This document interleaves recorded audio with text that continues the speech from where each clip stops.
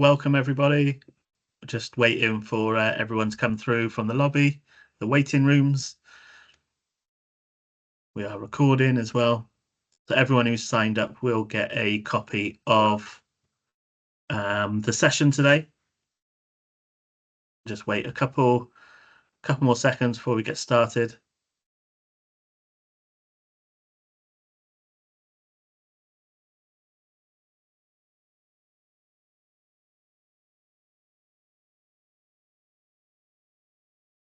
Okay, people still coming in. Welcome everybody. My name's Tom Weaver from Beam Development Training. You're going to be hearing from Leanne in just a moment. Just give it another couple of seconds.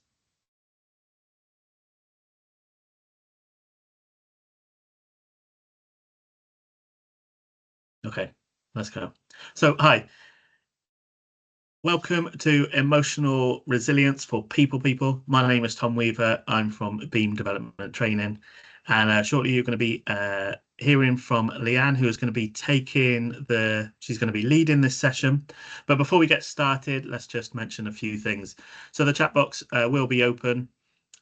We will be putting in resources, links, socials, event, how you can book on to the next ones as well. But so thank you for everyone who has turned up today. If you like these sessions and would like to get us in to your company, then we have over 50 different workshops. We have CPD sessions. We also have therapeutic coaching sessions, and I will be chucking in the brochures for that as well. And next session. So whilst we're just waiting for everyone to turn up, we've got another one, wellbeing for people. On the 29th of October. On the 12th of November, we've got empathetic leadership for people. And December, we have emotional intelligence for people as well. And we already have sessions organised for 2025 as well. So we will put links for all of those in the sessions. But right now, I'm going to hand you over to my partner of Beam, Leanne Weaver. Good afternoon, everyone. Thank you so much for joining us this afternoon. So we have 45 minutes together today to talk about resilience, and specifically resilience for those people who support other people. Now, for those of you who have not met Tom or myself before or have worked with Beam before, just very briefly, we're based in Cardiff in South Wales. And we predominantly offer wellbeing and personal development training, workshops, programs all around the world. We train in around 45 countries. Most of our courses are accredited as well, and they range from everything from anxiety to stress to imposter syndrome. Anything wellbeing and personal development, we cover it. And one of the things we really noticed through doing that, and we've been doing it well over a decade, is we spend a lot of our time working very closely with HR people, L&D people, well-being people. And one of the things that we hear over and over again is that these people are supporting everyone in their organization, and yet no one's supporting them. And so having heard this so many times and actually supporting those people privately a lot of the time, we decided to come up with this concept of people, creating resources, courses, workshops, really easy things that you can dip in and out of to support you, to enable you to go on and support everyone else that you're caring for. Now, predominantly, we're thinking of people in HR roles and people officer roles. But actually, this could be that you are caring for people at home. This could be that you are in a volunteer position. Anyone that is always thinking about and focusing on everyone else is really who this workshop is designed for. And as Tom mentioned, we've got lots of topics scheduled. One's on emotional intelligence, empathetic leadership, one for the new year on creating positive habits. And all of them will have this focus of supporting the people who are supporting other people. So what we're going to cover in this session is the idea of understanding emotional resilience. Now, emotional resilience is probably the thing I have taught most on in my 12, 14 years of doing this. It's something that has really evolved over the years. You know, in the time that I've been doing this, we've gone through a real change in how people view mental health and well-being. We've obviously gone through a pandemic as well. And resilience has really been a fundamental aspect within that. And yet, even though it's something that so many of us know that we need to be aware of, so many of us are encouraged to be, actually, when I have conversations with people, very few of us can sum up resilience in a nutshell. So I'm hoping we can get there today. Then I'm going to talk about why we experience such a drain on our emotions by being a people person. Of course, there are countless rewards, but it can actually really impact our own personal resilience when we're always supporting other people. I'll talk about some of the common emotional challenges you might experience as a people person. Um, Really useful actually for you to identify in yourself if you're starting to get to something called compassion fatigue. Also really useful if you are supporting other people. If you have a team of people who are supporting the rest of the organization, then it's useful for you to be able to get them to keep an eye out for these things. And then I am going to share with you really basic, simple ways to improve your resilience. Now, as I said, this is probably the topic I have trained most on, and there are countless research-backed ways that we can improve our resilience. But we're just going to cover a few in the 45 minutes we're together. Now, what I do have for you, which Tom will pop into the chat box at the end of the session, is quite a few resources. One of those resources will be 10 research-backed ways to improve your resilience. And that'll give you a little outline of 10 tips to improve, but also will give you some resources if you wanted to go and watch a video on it, read a book on it, then there's some resources in there for you to find out more. The idea is that you can then not only embrace this for yourself, but maybe you can start to bring this into your organization and support those other people around you. So what are we talking about when we're talking about people? Well, as I say, it's the people who are generally supporting everyone else. And in our perspective, we are looking at people who do that through a work angle, but obviously it isn't just a work angle. Many of us have caring responsibilities. As a therapist of more than a decade as well, I help a lot of people on a one-to-one basis, and particularly people between their sort of 40s and 50s who are nicknamed the sandwich generation because you still have often childcare responsibilities, but you also might be starting to have some responsibilities for parents or elders in your family. And so you're in this sandwich place where you feel that you're constantly caring for others. So that can be in your home life as well. And what often happens with people is we start to create something that is known as the well-being paradox. And if you came to the well-being for people session that I did last month, I touched on this last month as well. And it's a real theme that you will see throughout our sessions. The well-being paradox is a common challenge faced by anyone in a caring or supportive role. It's those people who really care about other people and encourage them to look after themselves, encourage them to take the break, to take some annual leave, to prioritize their own self-care. But in doing so, they often neglect their own. So we promote looking after ourselves, but we're not actually walking the talk. We're not practicing what we preach. And studies actually show that people who are dedicated to supporting others can sometimes develop a sense of duty and obligation that causes them to prioritize everyone else at the expense of their own needs.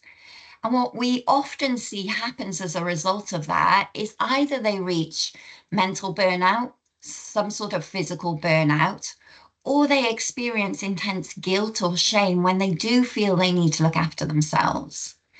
Now, we know that compassion fatigue, that tiredness, that exhaustion we get from caring for others, and burnout is way higher in people in caring professions than in other professions, and that includes HR.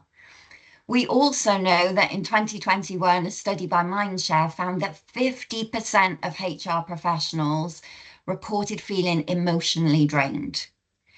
And that sense of emotional labor can cause us to not even have the energy, the motivation to care for ourselves, even when we know and we feel that we need to. There's this lovely saying that we use a lot in therapy, which is you cannot pour from an empty cup. We can't keep giving if we have nothing left to give. I can't give what I haven't got. And so the main principle that we want to encourage all of you is to recognize how valuable, important your own well-being and self-care is. And you can't promote that through an organization if you're absolutely exhausted yourself. There are quite a lot of burnout statistics, which you may well have come across before, and the correlation between emotional exhaustion and burnout. What we know is that around 76% of employees in 2020 reported feeling burnt out at least some of the time. And the most affected profession with that was HR. Now, we know that in 2020, we were going through an exceptional time. But from my perspective, what I see on an anecdotal level from the conversations I have with professionals all around the world, that hasn't got better. In many ways, it's got more challenging. Balancing caring for your employees when they're no longer in a fixed office, balancing caring for your employees when you know that they've been impacted by the events that have happened in the last 4 or 5 years. And so for many of us, it's actually become harder, not easier. And so when we look at that and we look at the strain that we're under, resilience really is the cornerstone to help us get through a challenge. Whenever I'm delivering a session on resilience, I will ask a couple of questions to begin with. One question I ask, and you can just answer this in your own head, is would you consider yourself to be resilient? And on an average, about a third of the room say yes, they think they're resilient. A third of the room sort of do that sometimes. And a third of the room say, no, I'm not resilient. So then I flip the question a little bit, and I am going to do the same thing with you. And I ask them, okay, instead of asking yourself if you're resilient, just mentally answer these questions. So have you ever failed an exam? Have you ever gone for a job interview that you really wanted and you didn't get it? Have you ever been made redundant? Have you ever wanted to buy or rent a house and it fell through at the last moment? Have you ever had to deal with a relationship breakdown? Have you ever had to overcome an illness or an injury? Have you ever had financial struggles?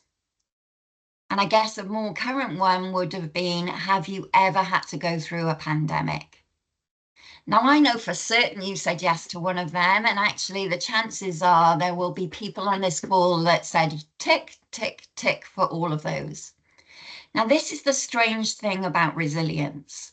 If we deliberately reflect backwards, we can see that we are pretty resilient. Human beings as a species are fairly adaptable and resilient. You can put a human being in the desert, you can put a human being in the Arctic, and they will start to adapt to their environment. And you have so far 100% success rate of getting through any of those challenges you've ever gone through. Now, that doesn't mean they haven't hurt you, you haven't got the bumps, the bruises, the scars. But you are here, you have shown up today, therefore demonstrating a level of resilience. But the challenge we have when thinking about future resilience is we regularly underestimate our ability to cope. So if I said to you, in a week's time, you have to reapply for your job and have an interview with a panel of 3 people and compete against lots of others, many of you would instantly feel a lot of stress, anxiety, and would have an inner narrative that would probably say, I can't do that. I wouldn't cope with that. I'm not able to handle that. But the reality is, you have so far coped with and handled everything that life has thrown at you. So what our brain frequently does to us is it tells us we can't cope because it's trying to keep us safe. And yet, past experience tells us we do cope, and we cope pretty well. I cannot tell you the number of people that have said to me that they have no resilience and then have, through conversations, told me of a time where some crisis happened. And in that crisis, they kept their head, they were focused, they pulled everyone else together. We have that inner resource, but we doubt we have it. So when I teach emotional resilience, I'm not just teaching your ability to cope with something, your ability to survive the challenge. What I really love to teach is to recognize that it's the challenge that shapes us and gives us the opportunity to thrive. As lovely as the good times in your life has been, those good times have not shaped who you are. It's the bad times that have shaped who you are. And so when we start to talk about that, we can recognize that the most resilient amongst us, whilst they don't always love the challenge in front of them, they've taught themselves to embrace the challenge in front of them, to use it as an opportunity to grow, to forge their mettle, if you like. And there are 5 key things we see in people who are resilient. So one is that they are really quite good at emotional regulation. They're able to manage and respond to the challenges in a healthy way. So they don't completely lose it. They don't have a massive tantrum. They don't storm out of the room. They will calmly, if they need to, walk out, but they're able to keep their emotions in check. I've already mentioned this. Adaptability. As I have said, human beings have this wonderful ability to adapt, and we really underestimate it. And I think a big part of why we underestimate that is we've created a world in which comfort is key. And actually, it's not comfort that helps us grow either, it's discomfort. But we live in a world that is so comfortable now that even if the temperature is slightly off, we want to create comfort as quickly as we can. We have shoes that we buy to be as comfortable as possible. We order our food to make our life comfortable. We have comfortable sofas, beds, you name it. We constantly seek comfort. And as a result, that makes us feel that discomfort or being somewhere difficult is a bad thing. But actually, it's a key need for a human being. We need that variability. We need those challenges and uncertainty to help us grow. And we have a wonderful innate ability to adapt to whatever environment we have.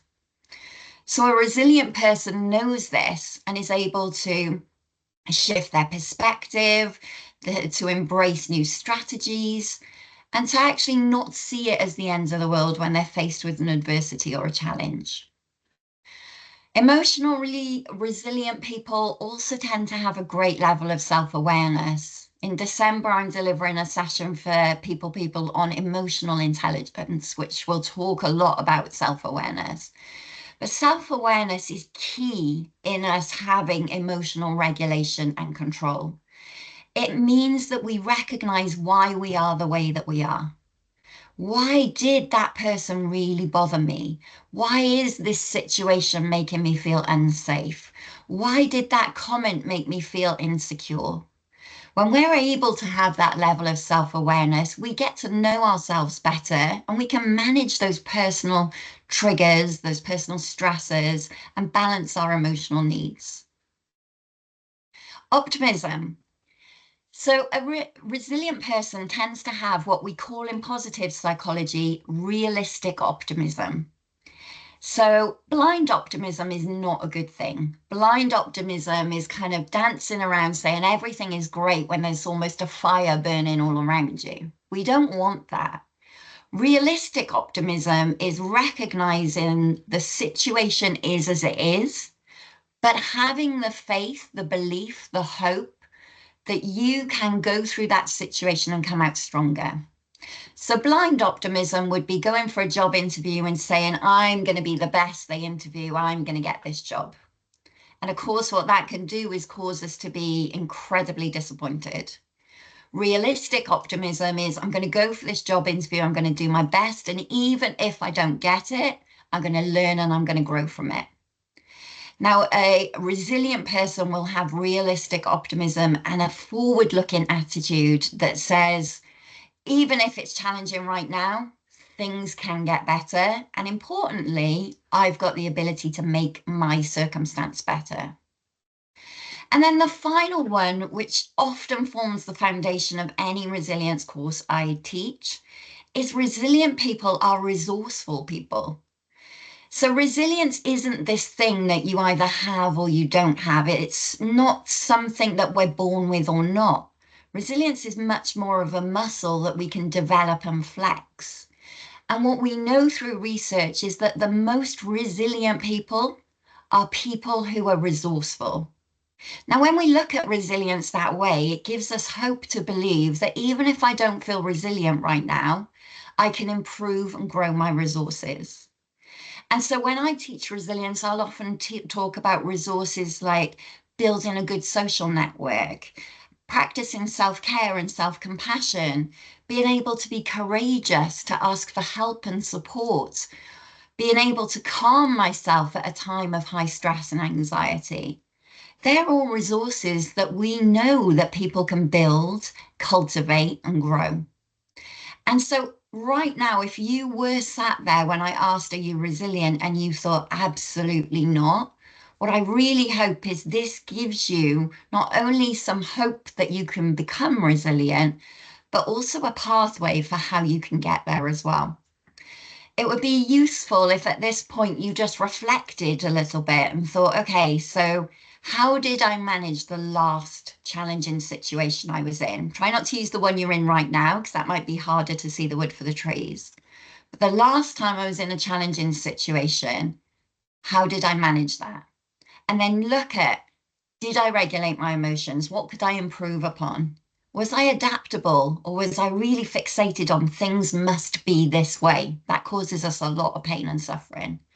Was I aware of perhaps how my role within that situation was causing me more pain and suffering? Did I believe that I could come out of it? And did I tap into resources? What resources do I already have, and what resources could I grow? What we see is that when we lack resilience, particularly as a people person, so this is really specific to those of us who are supporting others, when we lack that level of resilience, there tends to be three common emotional challenges. The first is something I talk about a lot with anyone in a caring capacity, and it's this idea of compassion fatigue. This occurs when we are continuously supporting others and emotionally start to feel drained or even numb. We just become numb to it. Over time, that can cause us to feel detached. Other people might even read that as we're a bit cold. And it can also cause us to lack empathy. When we're caring for and supporting someone, there is a fine line between us caring enough that we're engaged with it and we're supportive and we're having an impact, and us caring too much, where we absorb the problem and we take it on board, or caring too little, where we seem cold and detached. Now, with compassion fatigue, what we know is that compassion fatigue has a strong correlation to burnout and also a decreased job satisfaction. There was a study published in the Journal of Occupational Health and Psychology that said, particularly in HR, we're much more likely to experience compassion fatigue if we don't practice self-care. So if we don't prioritize our own well-being, compassion fatigue is likely to be even more prevalent. And some of you will be sat here right now thinking, I'm already there, Leanne, I already feel that. We can also experience emotional overload, that constant exposure to other people's problems. If we're looking at a HR role, you're the fix-it person, right? So I come to you if I need a short-term leave issue, but I come to you if I'm having a struggle with a manager. I come to you if I'm having a problem with my relationship at home. I come to you. And what can happen is that constant exposure to other people's stuff can leave us feeling totally overwhelmed. It overloads us. And that's not always just the volume of problems. I'm sure many of you have days where it feels like one thing after another. But it can also be dealing with your own stuff personally, and then other people bringing stuff to you in a work capacity, that it finds us in a place where we just feel that we don't have the capacity to support. When we experience emotional overload, we're much more likely to make poorer decisions. So that level of stress really impacts our ability for critical thinking. Again, it can impact our satisfaction with our job overall. And it becomes harder for us to take on new challenges. We might feel that we're up to here, that our bucket is full, if you like, and we don't have the capacity to take on other things. And then another key thing that we see within the work environment of caring is that we often are the people that other people expect to be the glue to the organization, that other people expect to have a positive attitude, that we can do it, it'll be okay, we can get through it. How difficult is that if you're dealing with multiple challenges? How difficult is that if you're dealing with a difficult culture in the organization? How difficult is that if you have to deal with redundancies? It's really difficult to have this perspective where other people see you as the go-to person, the fixer, the positive one, the one who will say it'll all be okay. The pressure to do that in any area of our lives will wear any of us down. It causes us to suppress our own emotions because, of course, we're a human being as well. We will be feeling the same level of stress and pressure. And so that can cause us to feel that we're being fake. It can cause us to feel we've got to put a mask on. And it creates a level of dissonance where what I'm feeling internally is not what I feel I'm allowed to show externally. And all of that can lead us to feeling a lack of resilience, exhaustion, burnout, stress. So by us understanding this, we can start to become a little bit more mindful of how these challenges might be impacting us or the ones around us. And so there's a couple of things that I would say are worth looking out for, signs that someone is really feeling the emotional strain. So we tend to be more irritable. So you might notice that you or someone around you is easier frustrated or becomes upset over something that normally you'd see as quite minor. You might think, they're normally quite easygoing and they've really overreacted and snapped at me. Emotional numbness is something that I would say is a real worrying sign for any of us to experience. If we feel emotionally disconnected from others or less empathetic than we usually would, it could be a sign of that emotional fatigue, that compassion fatigue. Detachment is a self-protective mechanism. I detach because I just can't care anymore. I can't feel anymore. And it's a real sign that our reserves are kind of running on empty. We're overloaded now. Fatigue. I mean, many of us will feel fatigue for lots of different reasons, but emotional fatigue can cause us to have a perpetual physical exhaustion. So even when we wake up after a decent sleep, we still feel mentally and emotionally exhausted. Again, another warning light on the dashboard that says I'm depleted. I need to fill myself back up before I'm supporting everyone else. Difficulty concentrating or making decisions. So when emotional strain builds up, we put our brain in a state of stress. That causes things like decision fatigue, just so stressed I can't make even the most simple decisions. I don't know if you've ever experienced it. I certainly have. You've had a really stressful day at work and you need to pop into the supermarket on your way home to get something to eat. And you look at the food and you cannot for the life of you think of one meal that you enjoy or what you want to eat. It's like I can't remember one meal I've ever had that I like to eat. That's decision fatigue in action. We see that happen when people reach burnout quite predominantly as well. And of course, that level of exhaustion can impact our ability to perform at work as well. It'll impact our ability to make decisions at work. You might be distracted, you might feel not as productive. And it can cause us to withdraw a little bit because we've just been bombarded with other people's stuff. We feel overwhelmed by it.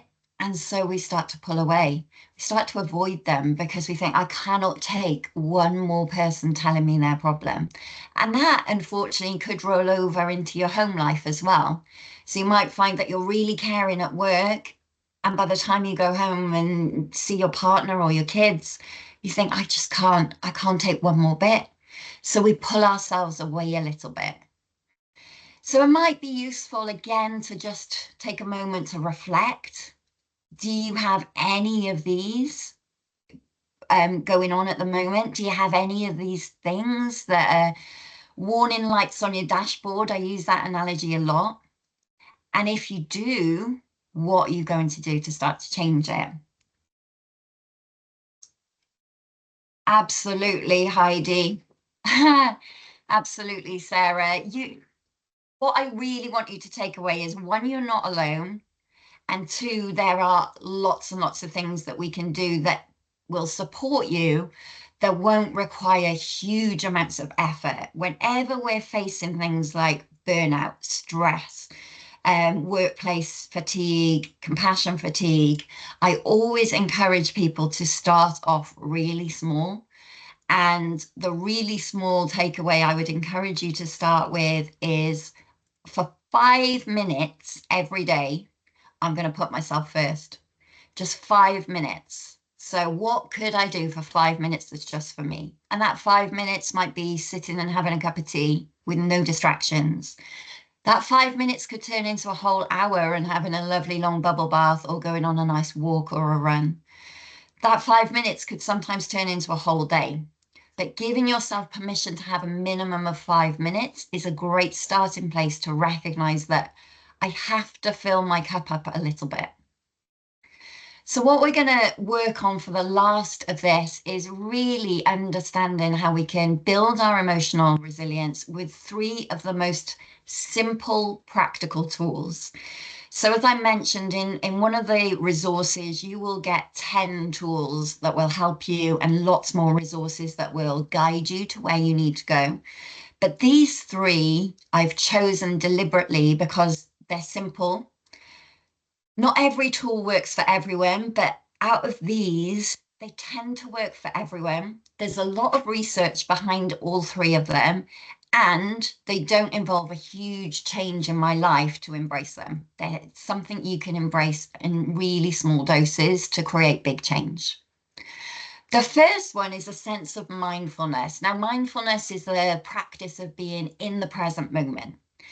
And the reason there is so much research on mindfulness and so much promotion of practicing mindfulness is because in the present moment, we are pretty much okay. Even if there is that crisis going on, in the actual moment of the crisis, I am pretty sure that you are the kind of person that in the crisis, you just get on with it. You get it done. Most of our suffering, torment, pain, exhaustion, stress, fatigue comes from either focusing on what has happened or being fearful of what will happen. And so the whole reason that mindfulness is so powerful is it forces us to be right here, right now. And by staying present, we are dealing with what's on the table in front of us. And actually, we tend to be able to handle that quite easily. It gives us the space to mentally respond to a situation rather than reacting. When we're highly stressed, we will be reactive. When we're mindful, when we're in that present moment, we will be responsive. It's really important for people because we know it reduces stress. It will bring you into the present moment rather than being caught up in this past or future predicting. It causes us to be more focused. So actually mindfulness will improve our concentration. It starts to create a discipline of the mind. I cannot tell you how many times when working with a therapy client, I probably at least 5 times a week will say to people, a biggest part of your suffering is because your mind is running around like a wild dog. It has no discipline. I actually put a post on my social media the other day, which is from a research study. And the research study is a wandering mind is an unhappy mind. Brilliant research done at Harvard that looked at how often our minds wander. And nearly every time our mind wanders, it wanders to a bad place, not a good place. A happy mind is a mind that can be in the present moment and is disciplined. We need to imagine that these are wild dogs running around, and we start to put leads on them and we start to pull them back in. So that gives us the opportunity to focus more, to be more present. And if I'm in the present moment, I am much more likely to be able to regulate my emotions. I'm much more likely to be present with what I'm experiencing. Now, there are so many mindfulness techniques out there, and you can absolutely go down a whole path. There's books, there's courses, there's all sorts. But I wanted to share with you my most practical, simple tool. And my most practical, simple tool for mindfulness comes from the spiritual teacher Eckhart Tolle. And Eckhart Tolle talks about how mindfulness saved his life, quite literally. And he said he had this realization that when he was in his mind, it would go to the past or the future. And 99 times out of 100 would take him somewhere he didn't really want to be. It was miserable. And he had this realization that if he didn't allow that to happen and he focused on the present moment, 99 times out of 100, it was totally fine, probably more than that. And the term he uses for it, which I love, is that he taught himself to accept the is-ness of a situation. Accept that this is my situation. Now, what do I choose to do with it? Many of us waste our time, our energy, our resources on resisting the situation, whether that is the company's going through a transformation. Well, I don't want it to change. I want it to stay as it is. I'm angry that person has done that, and I'm frustrated. But that is the situation. And so if I accept the situation as it is, I don't have to like it, but if I say this is what I'm dealing with, now my energy and resources can help me work on dealing with it rather than using energy and resources to try and change something that I can't change. People do this in a traffic jam. If you're in a traffic jam, look around. There will be people there looking, banging the steering wheel, getting angry. There'll be other people there who just sit back, turn up the radio and relax. The traffic jam, the traffic jam is the situation. Now I get to choose how I respond to it. Accepting the is-ness is not being passive, it is actually being incredibly active in the situation, but it is choosing where I place my focus. This employee is upset. Now, how do I resolve that and deal with it? This situation has happened. Now, how do I want to move forward? That is where we regain our strength, our resilience, and we're able to move forward. The next tool I want to talk about, and this is huge, and actually in our next session on empathetic leadership, I will talk about, oh, I'm so glad, Zoe. I will talk about boundaries in a lot more detail, but a great tool that I teach to people and I've taught for years and practiced for years is if you find boundaries difficult, start off small and work bigger, right? So as a people person, the chances are many of you here will be people pleasers. And as people pleasers, what we're likely to do is to say yes to everyone at the expense of our own well-being. Oh, yes, that definitely helps, Ian. All emotions are temporary, none of them are permanent. And as people pleasers, one of the worst things we can imagine is someone asking us to do something and then us having to say no. So when people talk about setting boundaries, they will often tell you to say no, and there's huge benefit to that. But as a people pleaser, saying no causes me so much stress and discomfort, it's almost counterproductive. This is where stretchy boundaries come in, and I've used it for so long. It's essentially, instead of no, it's a not right now. So someone says to you, do you have 10 minutes for a chat? If you're a people pleaser, you're likely to go, oh, okay. And then your work's building up, you've got a deadline, you're going to have to work late because the 10 minutes turns into an hour. If you practice a stretchy boundary, you can say, not right now, but once I've finished this project, I promise you I will make 10 minutes for you and we can have a chat then. If someone says to you, could you go and pick that up for me? Not right now, because I'm in the middle of this project, but if you still need it picked up, I can do it at the end of the day. Stretchy boundaries help us to communicate to other people that our time, our energy matters. And they also help to communicate to ourselves that our time and our energy matters. It helps us to prevent burnout, because if we set boundaries, we're not taking on as much emotional weight. It helps us to protect our emotional energy. Our emotional energy will get depleted. We will run out of it. So establishing a boundary can enable us to say, not right now. And that enables us to have more focus, be more productive, be more satisfied in our work. Be honest with yourself with your boundaries. Often we are our own worst enemy. Often we say yes and we take things on because we think other people expect that, or we worry about upsetting them, when the reality is we're putting that pressure on ourselves. So if you struggle with boundaries, we will explore them much more next time, but practice stretchy boundaries. It's kind of saying no with kindness, right? It's saying a not right now.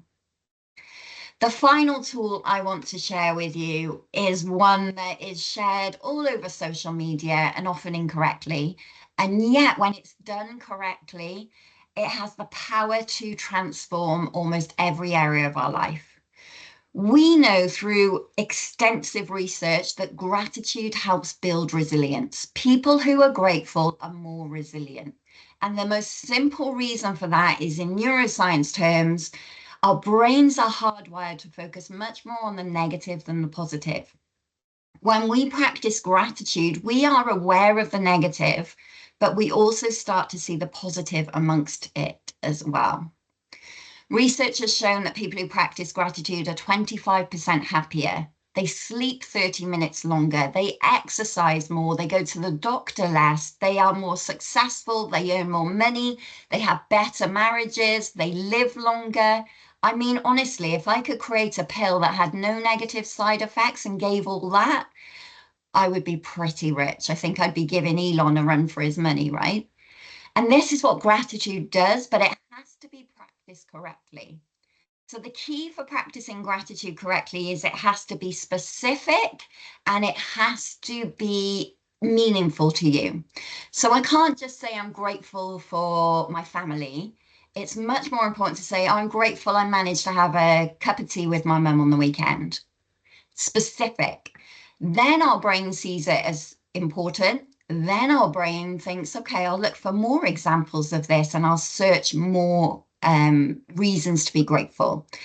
If we practice gratitude frequently, we will notice a difference within a week. I mean, there's so few things I can tell you to do now, and in a week's time you will feel better, but gratitude is 100% that thing. So we have covered a lot. It's 45 minutes and it flies, and there's so much more I could teach you on all of this. Things I'd love you to take away from this. As the people who care for others, we have to become aware of caring for ourselves. We have to model the behavior rather than just tell people what we think they should do. Emotional resilience is impacted in so many different ways. So remember, you're spinning so many plates here. We can cultivate our emotional resilience by being more resourceful. And there are 3 ways I've shown you to do that. So we can accept the is-ness, practice mindfulness a bit more. We can create some stretchy boundaries, and we can practice gratitude. What's next? So Tom has popped some resources and links for future events in the chat box there for you, but the video and resources will also be emailed to you. They may go into your spam because it'll have links in it, but They're either in the chat box or they'll be emailed across. You can schedule a free call with Tom or myself if you want to talk about something for your company or for yourself. Our next free event is for empathetic leadership, which is a huge topic as well. If you need more help and support, we offer a whole range of things here. I'm happy to stay and answer questions. I obviously know that many of you will be doing this in your lunch and might need to hop off the call straight away. You can drop me an email if you have questions. Otherwise, I will hand back to Tom. Thank you for all these really lovely comments. Honestly, it means so much that you're getting stuff from this. It makes such a difference to us. Over to you, Tom. Thank you all very much for coming along. Leanne covered all the extra links. There's also a link to join the People community, where we will be putting all of the information from all of the workshops. So that's all of the replays, resources, assessments or audits that you can do, tests and everything. Plus, we're going to be having like so many more features and functions to be able to support our people. So please go along. It's all completely free. So head along, sign up. And sorry, is there any questions, Leanne? Yeah, can I just respond to Ian, if that's okay? Yes. So Ian said that sometimes we think that throwing ourselves into something will work as a good distraction. So this is a really good question, Ian. So in therapeutic terms, there are 3 ways we can use coping mechanisms. So we can have good coping mechanisms, you know, things like talking to a therapist, meditating, exercising. We can have bad coping mechanisms, and they come under 2 topics. One is anesthetic techniques. So they're things like alcohol, drugs, overeating, anything we use to deliberately change our emotional state is always an unhelpful coping mechanism. And then there's the gray area of the bad coping mechanisms, which is distraction techniques. Now, I will use distraction on myself and with therapy clients frequently. A big part of our problem is often that we over-focus on an issue, we lose perspective, and it becomes all-consuming. And so distraction can be helpful. But it is a grey line, because distraction is only helpful when we are happy to go back and deal with the issue that's at hand when we feel strong enough. Distraction becomes unhelpful when it's avoidance. So I'll give you an example. You've had a difficult time at home, so you throw yourself into work. Now that can be helpful, but if you're spending 16 hours at your desk to avoid going home, that's an unhelpful technique. I worked with a client who used exercise. Exercise is a great distraction technique, but he was going for a run 6 times a day. Absolutely not helpful. So we have to be honest with ourselves with the distraction techniques. They definitely have value and use, and it's good to stop our mind over-focusing, over-analyzing. But we absolutely do need those opportunities to face the challenge in front of us. So we have to admit to ourselves, am I distracting or am I avoiding? I hope that helps, Ian. Oh, thank you so much. Thank you, Zoe, with 2 dots. Wonderful. You're so welcome. Honestly, all the research, anything I've mentioned will be in the resources, so you can find more. Wonderful. Okay, I think that concludes the session. We'll stop recording, and we'll see you all at our next session. Bye. Thank you.